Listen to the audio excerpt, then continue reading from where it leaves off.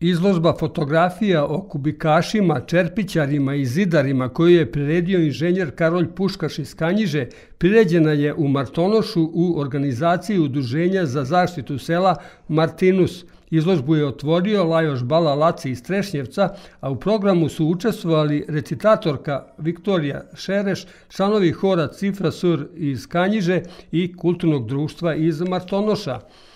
Karolj Puškaš je sakupio i odabrao fotografije kojima se prikazuje težak život i rad kubikaša, čerpićara i zidara koji su živjeli na našim prostorima, koji je iziskivao veliku snagu i izdržljivost.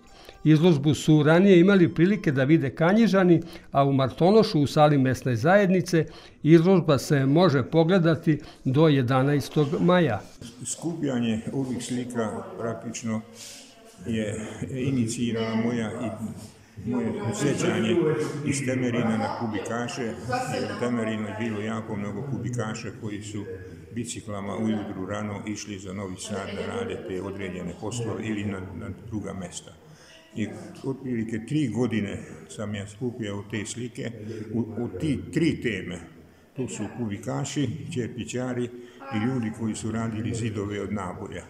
Tako da bi kao građevinski inženjer htio bi da dam uspomenu ovim ljudima koji su na tim poslovima radili. Od tih načina, od tih poslova najstariji je valjda izrada čerpića. Jer kad gledamo te stare tvrđave i druge objekte, a istorijski otkupi pokazuju da pečenje gline ima otprilike 3 ili 4 hiljade godina istorije i kasnije su ljudi praktično siromašni radili kuće od čerpića, to moglo porodica sad da pripremi to, a moglo se da i da prodaju i onda kasnije su kod sela pravili te poljske peći i tamo su pekli to i prodavali. I zidove od naboja, to je mogla cijela porodica ili prijatelji jednom drugome da naprave kuću. Jedan je imao opremu ili bio stručnjak, ovi ostali su radili fizički posao.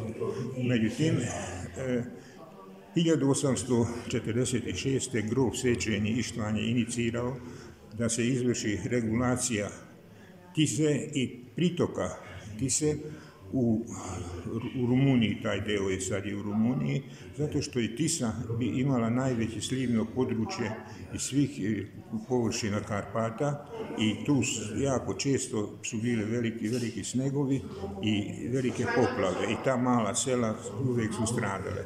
Međutim, onda se desili ti ratovi 1848. pa sve do 1879. sa tom temom niko se nije bavio. Međutim, ta godina 1879. 12. marta Tisa je poplavila Segedin i tamo je stradalo negde 60.000 ljudi ostalo bez kuće. Oko 5.000 kuća se srušilo, to je bilo jedna stravična istorijska katastrofa i onda je kralj Franc Josip došao da pogleda to i obećao da će izgraditi novi Segedin i izgradili su praktično. Podigli su Segedin iz temelja, tako reći, sa velikim širokim ulicama, radijalnim putevima i to je dao povod da se počinje intenzivno rad regulacije Tise. I tu je trebalo mnogo ljudi i ti siromašni ljudi koji su živjeli u tim selima nisu htjeli da budu nadničari, nego su otišli i prodavali su praktično svoju živu silu i radili su na kubike, to znači 1 kubni metar i zato su nazvani kubikaši, ali tada još je bilo to bečka mera, znači 1 kubik nije bilo 1 kubni metar nego više.